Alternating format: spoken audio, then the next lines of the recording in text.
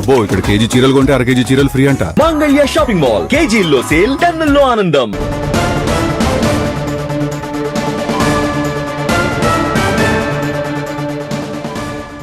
గుంటూరులో కాపు జేసీ ఏర్పాటు చేసిన ముద్రగడ సంస్మరణ సభలో టీడీపీ ఎమ్మెల్యే బోండా ఉమా కీలక వ్యాఖ్యలు చేశారు.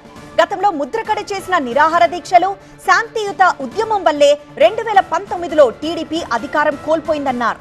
కాపుల ఆక్రందనలు ప్రభుత్వం పట్టించుకొని వారి డిమాండ్లను నెరవేర్చాలన్నారు. ఆయన లెటర్ని ఏదైతే ప్రభుత్వాలకి తప్పుడు సమాచారం ఇచ్చారో, ఆయన చేసిన ఉద్యమ ఫలితం 2019లో అధికార మార్పిడి జరిగిందని కూడా తెలియజేస్తా ఉన్నాం. మేము అధికారం కోల్పోయాం 2019లో. ఆ 2019లో మేము అధికారం కోల్పోవటానికి ముఖ్యమైన కారణం ముద్రగడ్డ పద్మనాభం గారి ఉద్యమం అని కూడా తెలియజేస్తా ఉన్నాం.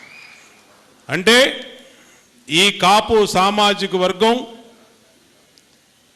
ఎటువైపు నిల్చుంటే అటువైపు ప్రభుత్వాలు వస్తాయి.